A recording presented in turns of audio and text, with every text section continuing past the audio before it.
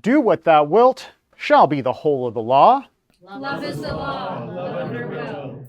These are the same notes that I spoke from at the national conference. I can tell because they have my scribbles all over them. They're wadded up from the bottom of my bag. They also say, good morning, followed by the words, go slow and smile.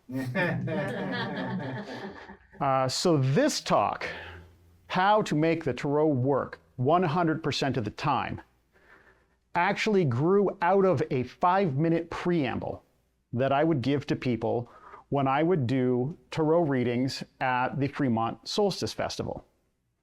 Now, we would do the Solstice Parade. We had our parade float, same one we use in the Pride Parade. Looks like the Beast of the Apocalypse. We would have someone present as Babylon, and we would just pull it down the street. It's great fun. We would also then do a tent where people could come and ask us questions about the O.T.O. And because I get anxiety when I talk to people in public, and I don't really know what to do with my hands, I basically said, hey, I will just do free tarot readings for people. Now, if you've been to the Solstice Festival, you know that there are people who charge for tarot readings, so they were annoyed. What can you do? That said, we collected donations, and what I came to realize is that there were certain precursors, certain factors that if you hit them, if you hit these mileposts, the readings were consistently good. They were consistently on. They were consistently the person sitting there with their tears in their eyes and their mouth hanging open. And I'm like, okay, what, why, how, what is happening here that makes this function this way? And so I started to tease at the little threads and pick it apart and do some research and do some reading. And the basics were, you need to have a real question. Like when I do a reading for you, you can't say, I want a general reading. I was like, no, if somebody wants a general reading, they're going to get a general answer that, because everything in the tarot is a comparison against everything else, much like life. You can compare yourself, is my car as cool as my neighbor's car? Well, my other neighbor has a different car. Like everything is comparative. I'm failing compared to this, but I'm succeeding compared to this. Without a context to frame the question, it is very difficult to get a real answer. So a real question was a prerequisite, and I made it very clear. I'm going to give you a tarot reading, and then you are going to interpret that with your mind brain. I do not need to know what your question is. I would rather you don't tell me. None of my business. These are lovely cards. They have beautiful illustrations on them. They have wonderful intentions. They are a holistic symbol set that captures a variety of ideas, and they are pieces of cardboard with paint on them. And if you are letting those make your life choices, you are in a bad fucking place. You need to make decisions for yourself. You can do a reading, you can inform yourself about different ways to look at or incorporate or relate with an idea, but by God, when you make a choice, you make a choice. Do not let the cardboard choose for you, ever. It's bad. Might as well flip a coin at that point. I do want to mention that I'm going to try and keep a lot of this in simple terms. And that's because Richard Feynman once said, if you can't explain your idea to an 8-year-old, you don't understand it. So I'm going to try and keep most of what I'm saying here today in the simplest possible terms. I will swear some. I will focus on basic ideas. But this is not going to be a class that is filled with magical thinking. This is going to be a class that is filled with sociology and brain chemistry. I am not here to tell you which tarot deck is better. I'm here to tell you how your brain works, how our culture works, and how that makes the tarot work 100% of the time. There's my thesis. So as I thought about this and started turning it over my ideas and doing some research, I developed this novel idea about how all this works. An alternative title for this workshop might be Presentation of a Consistent Methodology and Framework for How Tarot Divination Can Function Without Relying on Faith, Intangible Intervention, or Facts That Fly in the Face of Statistics.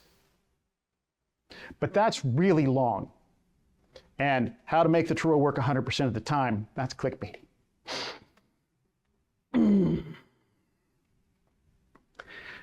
So when I started putting this together, I kind of assumed that people were going to show up and think that I had some sort of trick here where I was going to say, you make it work by meditating on it, and it's not really for divination at all. Did anybody think that? Good, because that's kind of like saying that sex is only for procreation. It's not. The thing that this is used for mostly is divination in the world. The meditative part is cool. It's a great way to learn it. It's a wonderful way to understand it. And the thing that it's actually used mostly for is divination. And by analogy, sex is used mostly for happiness. In case you missed that part. Spoilers. So you need to imagine my dismay. I was getting ready to give this talk at the national conference.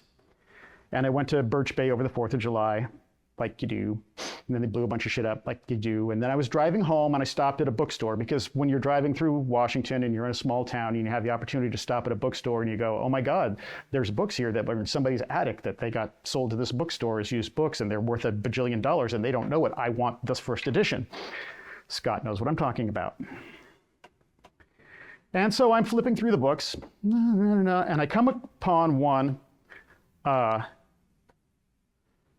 and it is, let's see, there is a book entitled Tarot for Skeptics by Ari Freeman. And I went, son of a bitch. Somebody took my thesis and wrote a book about it. I'm basically giving somebody else's book report. I've got like a month before the conference. I'm freaking out. So I'm standing there in the bookstore and I'm flipping through this thing and I'm like trying to find his thesis statement. It turns out most of his book is interpretation of the cards, like most tarot books are. But there in the foreword, he puts forth the proposition that you should behave as if magic is real and see what happens. Now that is a variation on the theme of the scientific method. You try a thing and you see if it works. But it is the opposite of my thesis. Absolutely 180 degrees different. And I was like, oh, thank God. Ari Freeman and I nothing against the man. I'm sure his book is great. I'm sure people who followed his methodology are getting something useful out of it. But what he is saying is behave as if magic is real. And what I'm saying is, if magic is not real, this still functions. And that is super useful if you are skeptical like me, because if you're doing a reading and in the back of your head, you're like, I'm laying pieces of cardboard with colored paint on them on the table, and it's supposed to tell me something about my life. You get that sort of internal dialogue, that skeptical dialogue, that dialogue that says, am I a crazy person? I light candles, I put on robes, I walk in circles and chant. Yes, but humans find that satisfying. All cultures, everywhere, always. It's what we do. Yes, symbol sets are important because they're part of how we understand things. It's what we do. The idea that there is a magical process behind that, and we'll talk about that toward the end of the class, the spooky action at a distance part. But in the absence of that, this is profound and it's meaningful because of what we are, because of who we are, because of how we interact with each other, because of what it means to be fundamentally human. This is a profound tool.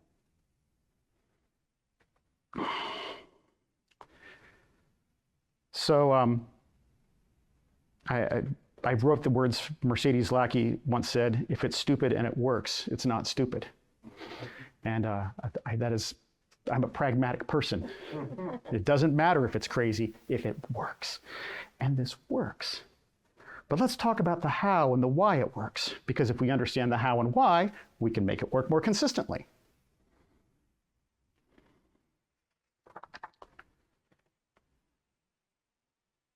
So for all the skeptics, especially myself, I really want to take a moment and say that as we get to the end of this class, I'm hoping that you can, with lighthearted abandon, dive into your tarot divinations and say, I'm doing this with certainty, not faith. Because you don't have to believe in anything beyond how this all works. And now let's get into the actual how. I'm doing the sales pitch up front. I think I've oversold it. Sorry, guys. So, the Ganesha in the room. How do we make it work 100% of the time? Well, you have to use a thing according to its design. What do you use a hammer to do? Drives nails. You can build something with it. Break glass. Can you make music with it? Yep. Yeah, if you have 88 of them in a row with little levers, you have a piano. Hammers are fascinating tools and can be used in complex ways. Can you drive a nail with a piano? Because the more complicated the tool becomes, the more specialized it becomes. We are dealing with a specialized tool. And you need to make it work consistently in a specialized circumstance. So, as I talked about at the beginning, anyone can use, okay, not one more little tangent on the piano, and that's part of why I brought it up. Piano is interesting because how many people here can use a piano to make sound? All of us. Using dong, dong, dong, dong, dong, dong, dong, dong, dong. That's what it's for. Does that make you Rachmaninoff? No. That requires practice. If you want to be a tarot virtuoso, you will need to practice. I can tell you how to make sound. Dong, dong, dong, dong, dong, dong, dong, dong. I cannot make you amazing. You have to do that on your own because everything involves hard work. There are no easy answers. That's the end of the class. No. So as I'm showing you how the tarot works, you are the person who's responsible for becoming skilled in its application. I can also describe how to ride a bike, but you have to be willing to scrape your knees in order to actually develop the skill. There's lots of things you can do with mouth sounds that are not the same as doing them for real. So, number one, if you want to learn how to do this consistently, then do it consistently. But I'm digressing. A complex, specialized tool, you need to set the correct circumstances. You cannot sink a piano into a swamp and have it make sound. Underwater pianos don't work as well. Electric keyboards, even less so. These three circumstances, the three things that you are going to require to make the tarot work consistently are a functional frontal lobe in your brain. You're all giggling, but it's not as common as you might think. A real problem. And a holistic symbol set. Now, fortunately, in the case of the tarot, we already have that. The I Ching is also fantastic. Holistic symbol set. Symbols that actually change into other symbols. Really great. Tracks changes. Very, very useful for digging into a different way to view a problem. But we're going to start with part number one. Your amazing brain. Now, many say that tarot goes back to the 15th century in Milan. And some say it is simply ancient wisdom. I'm looking at Paul Foster Case when I say that. Some say Hermes Trismegistus, or Tahuti, some 6,000 years ago, developed the tarot. Some say that the tarot could find its roots all the way back to 20,000 years ago, cave paintings in France. You could make that argument, I suppose. But I, not to be outdone by any of these people, I'm going to go back 200,000 years ago to when mankind was learning to be kind. See, humans 200,000 years ago were leaving Africa. They were coming out of the trees because there was some sort of climate crisis going on, as it turns out, at the time. And they were walking across the Serengeti, which was a grassy plain. And they were learning to walk upright so that they could see over the top of the grass, putting on about 7 miles a day. Here we are, walking across the Serengeti. Now, one of the things that you might know about the Serengeti 200,000 years ago, and if you don't, I'll tell you, is that there were megafauna there, specifically very large apex predators. So we have a limbic part in our brain. The limbic part in our brain, the core of our brain, they call it the lizard brain. It is the fight, flight, freeze, or make babies. And it's literally the part of your brain that reacts the quickest. It is the automatic nervous system. When you see the predator through the grass, you make a decision. I'm jumping in the river, I'm climbing the tree, I'm crawling in the hole, I'm freezing here, I'm throwing myself on the ground. You make a choice. You are flooded with adrenaline.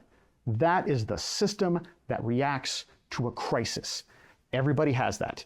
Even people without a functioning frontal lobe have the autonomic nervous system that allows them to do fight or flight, because that's how we survive.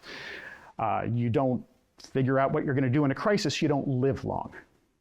It is worthy of note that being socially ostracized fires off that same system. Being fired from your job fires off that same system. When you don't know where your rent money's coming from, fires off that same system. We only got one. We have one reaction thing to any crisis, and it is designed to work for about 6 seconds. And if you haven't solved the problem in that 6 seconds, and then the problem is a tiger, you don't need to worry about it. That problem solved itself. But if you haven't solved that problem in that 6 seconds, and the problem is you can't choose between 2 cans of soup, and you're having a panic attack in the grocery store because you have decision paralysis, that problem just keeps going. And that system just keeps spinning. I'm not saying that's good. I'm saying that's the reality. We have a certain set of tubes that we use to process things, and that's what we got, because Serengeti. So, how did we develop a way to deal with that? All right. Who here wants to do a little play acting with me? I'm going to pick you, Josh. Yeah. Hop up. Okay. Without using words, there's a tiger over there, and you want me to help you fight him.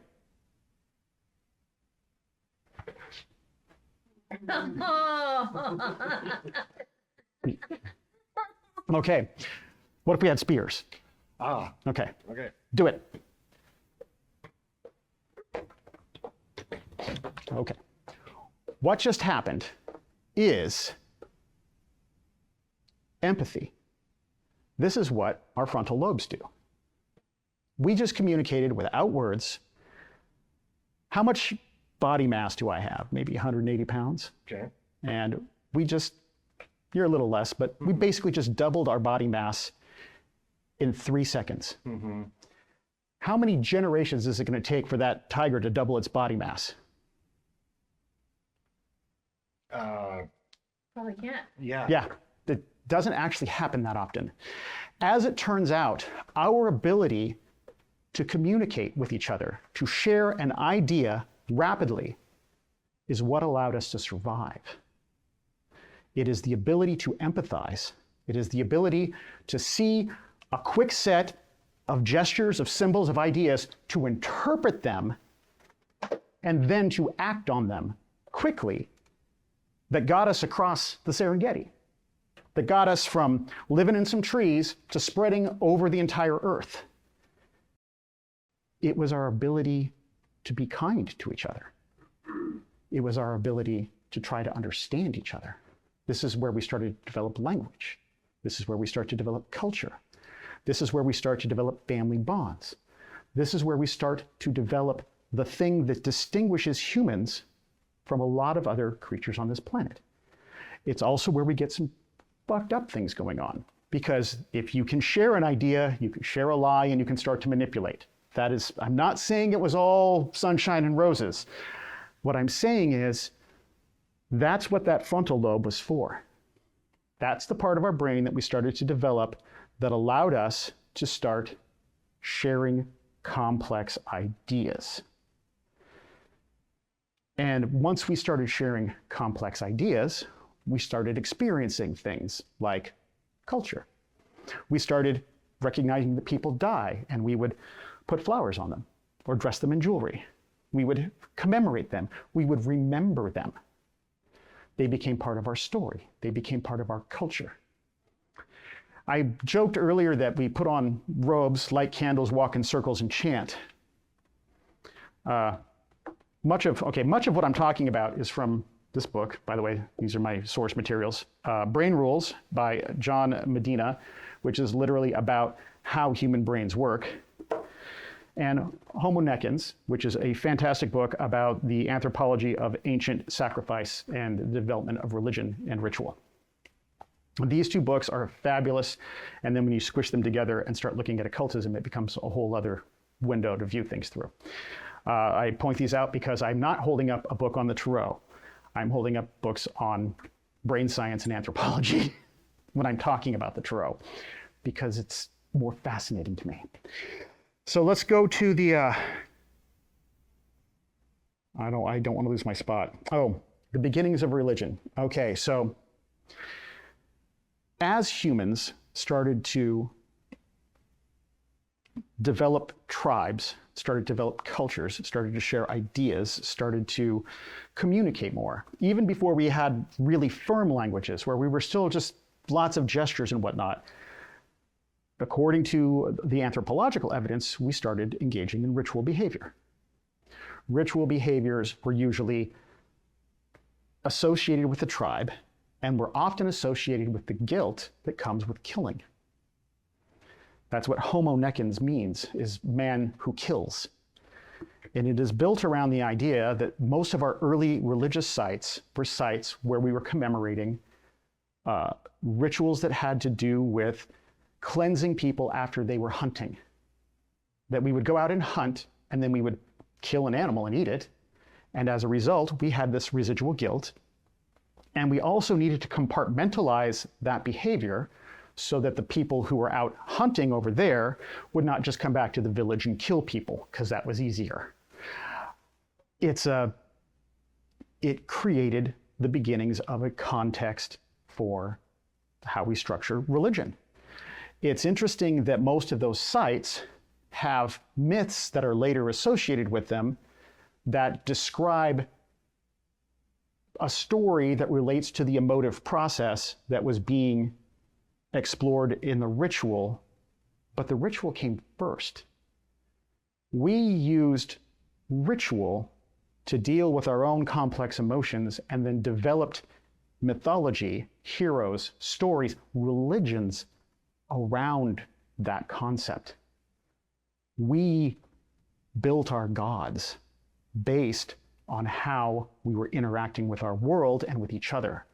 And this is huge, because when you start to then look at the complex symbol sets that we use in our lives now, we recognize that most of them haven't changed much since then. Much as we have the one reaction to I broke a nail versus I'm going to be eaten by a tiger, it's the same reaction, because it's the same bunch of chemicals dumping into our system.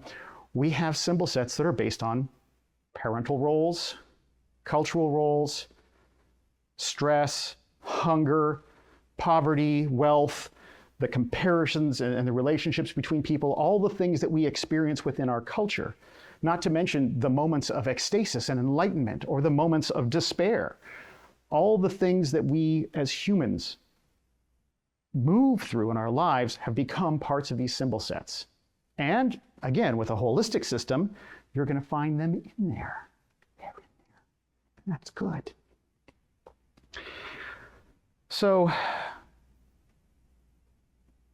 just to sort of drive this point home for a second, how many dogs are there in the world? Lot. Yeah, maybe a billion. How many wolves? Not a billion. Why is that? Because dogs get along with us. Because empathy. Dogs have learned to work together. Anybody who tells you that they are a self-made person, that they exist alone as an island, that they don't need anyone ever, and that you shouldn't either, is fucking you over. We succeeded because we learned to work together. We succeed when we learn to work collectively. Empathy is the thing that makes us powerful as a species. It's the thing that has allowed us to survive as long as we have. People who lack empathy, people who are incapable of relating with other people or understanding other people or having relationships with other people, they fall into that realm of people with a broken frontal lobe I was talking about. If you are doing a tarot reading where you have a real problem and you're trying to look at something through a different lens and you are incapable of recognizing that you could be wrong in your view, is that tarot reading going to do anything for you at all? You already know the answer. The thing about being perfect is that nobody can help you. So that brings me back to the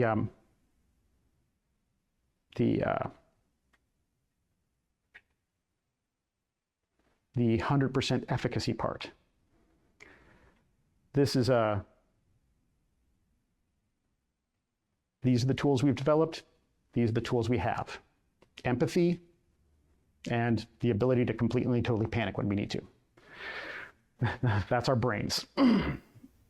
And we've developed a way to communicate in symbols with each other, to get over problems and to work together. That's where we are as a species. The rest of it, it's just different languages on different parts of the planet, largely shaped by geography. But this is what we do as humans. So this brings me to my next requirement, a real problem. What is a real problem? What defines a real problem? Concrete, has boundaries. Any damn thing can be a real problem if it's a problem for you. If you are stuck, if you are in a place where you're like, I don't know what to do, or I do know what to do, but I don't want to do it, which is, 60% of the time, generously, 80% of the time, less generously. What if the only tool you have is a hammer? All of your problems start to look like nails. Have you ever heard that? So we have a complex symbol set that makes problem solving easier for us. So we're going to fast forward from 200,000 years ago to 20,000 years ago, Mesopotamia. I'm a fictional king. I am a fictional king of Mesopotamia, and I'm standing atop my pyramid, my ziggurat. I don't know if they had those in Mesopotamia. Just go with it. This is according to the story I just made up. I'm standing atop my ziggurat. Most of this is probably not historically accurate. I'm making it up as I go. But I have been farming the same patch of land for 20 generations, and I don't know anything about crop rotation. So all the crops are failing. And I have been ordained by God to be responsible for making sure all of these people eat. And if I don't, they will kill me. I have a problem. I have a real problem. And I'm going to call on a wise man who is going to look at the stars, or who's going to look at some entrails of a bird. They're going to do something that involves a symbol set. And as part of that, what happens if I'm looking at a problem and I'm in that fight or flight mode part of my brain that we were talking about? I'm standing in the grocery store and I can't pick between my 2 cans of soup and it just keeps going and going and going and going. I'm stuck. Yeah. But the part of your brain that solves complex problems, what part is that? It's the prefrontal cortex. It's part of your frontal lobe. It's the part that recognizes symbols. It's the part that starts to interpret the way other people are behaving. It's the part that, we developed when we were developing empathy, but it's also the part where we have memory and symbol sets attached to it. So if we're looking at shapes in the night sky and we're looking at symbols and we're looking for a sign that's going to show us something, what is looking at those shapes doing? It's moving us out of the part of our brain that's panicking and into the part of our brain that's problem solving. You see, the symbol set is secondary. And this is what I'm talking about working 100% of the time. The symbol set gets us thinking about the pattern recognition and the changes. And I start looking at, well, we plant when Aries is rising and we harvest when Libra is declining, but we've been doing that for this many years and now this is changing. So apparently our relationship with the nature gods is changing. Maybe we should change the way that we're doing this in order. Are we going to get to the right answer? I don't know. The Mesopotamians didn't. They actually just changed their god forms and went from being planter gods to warrior gods and started stealing food from their neighbors. That's why they're considered the bad guys in the Bible. They stole the food from their neighbors. They destroyed all their farmland, like you do. But the point is, they did come up with a plan. It did involve a level of empathy. They were taking care of each other, just at the expense of those people over there. It would be great if we could outgrow that next week. We'll work on that next week. But for now, there's my 8,000-year-old Mesopotamian story. Now, what if the same king was ordained by God and he knew it and he was incapable of being wrong? And he just says, no, we're not going to consult an oracle. We're not going to look at different ways to handle this. We're just going to have to sacrifice people until enough of them aren't hungry.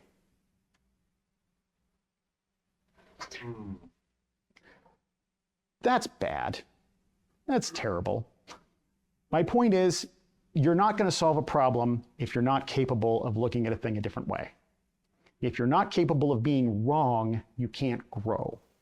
So that brings me back, that's that whole functioning frontal lobe part again. All right. This brings me again to my third requirement, unless there are any questions about the mad Mesopotamian king that I just made up and has no relationship to anybody who you've ever heard of ever. Third requirement, holistic symbol set. My favorites are the I Ching and the Tarot because there is enough variety there that you can really get a lot of cool ideas interacting with each other. And there is enough, it's a small enough set that you can memorize the meanings of all of them. Like if the set's too big, then it's everything. You might as well just be, it's the dictionary. You want something that is contained enough that you can wrap your head around it, but big enough that there's a lot of different ways it can interact. And again, multiple meanings for each symbol. Super useful. Why would that be? Why is it good to have 3 meanings for a single symbol? That's right. And if you're looking at a symbol and you're like, it could mean any of 3 things. Are you then thinking about what those 3 things could be? And then you start picking it apart. And well, what if it means this, or it could mean this, or it could mean this, and you start breaking it down in that way? You're problem solving. And when you're problem solving, you're not panicking. And that's the actual 100% of the time it always works, because if you have a real problem and you start problem solving instead of panicking, it's already working. Is random better? What if there is no spooky action at a distance? What if it's 100% random? Is that even, is that bad? Because if it's stupid and it works, it's not stupid. If it's helping you solve a problem, whether or not it functions, it's amazing. Now,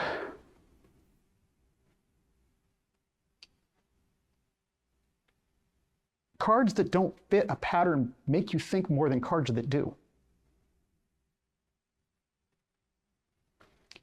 That's not a bad thing. That is not a bug, that's a feature. Now that said, how many people here have done a tarot reading in their life? Cool. How many here have done a tarot reading that was so absolutely spot on that it was creepy beyond all reason? And this is where we get into spooky action at a distance, because I cannot tell you the statistical probability that any reading is going to come up that is going to do that. But it happens. And if it's spot on, is it as meaningful as when it's confusing? Because sometimes I find the confusing ones are the ones that I'm thinking about for hours. Whereas I'm like, this just told me what I know. Like, well, cool, but it just told me what I know. I love the hard ones, the slightly confusing ones, where I'm like, what does this mean? Where I really get to pick at it and play with it in my head, because that means that I'm using my brain. I'm solving a puzzle. I'm getting something out of this that is related to a direct challenge that I'm experiencing in my life. This is such a profound and interesting tool. It's useful because it works consistently. And then there's the whole spiritual side of it that's absolutely amazing and mind-blowing. And I'm not even going to dive too far into that. I mean, the symbol sets, the color theory, the alchemy, the sex magic, all the things, the path workings, the Kabbalistic correspondences, there's so much there. You could spend 20 years studying the tarot and never do a single reading. And you would be better for it because it's cool, because it's a symbol set that allows you to look at life through a variety of lenses. Each of these figures represents a situation. It's like a stained glass window that is showing you something that is going on in the world right now in some place or another. And you can look at it and say, okay, you could pull up a newspaper and say, where's this happening right now? Where is this? Where am I experiencing this? These are just, these are the minor arcana. Then you get into the major arcana, and those are the titanic forces that are moving inside of you all the time, and moving inside of your neighbors, moving inside of your friends. These are the things that are shaping their reality on a meaningful, spiritual, religious level. That's huge. And the more you understand that, and the more you start to comprehend and work within those contexts, the more that becomes meaningful to you. But it works consistently either way. You don't need to be Rachmaninoff to make sounds on a piano.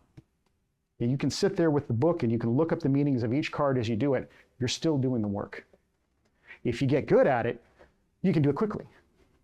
You get really good at it, then the lady at the Fremont Solstice Festival will start yelling at you that you didn't give her your card because she needs to call you next week and she doesn't understand why you don't do this professionally. Not every customer was satisfied. She was so mad. So, in closing, who here has something that's bugging them and feels brave?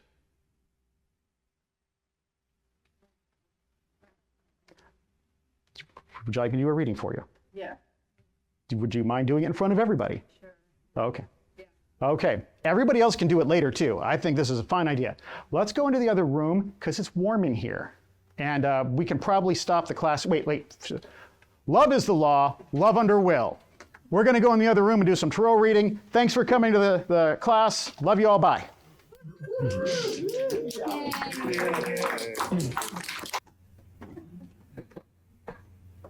Thank you, Scott.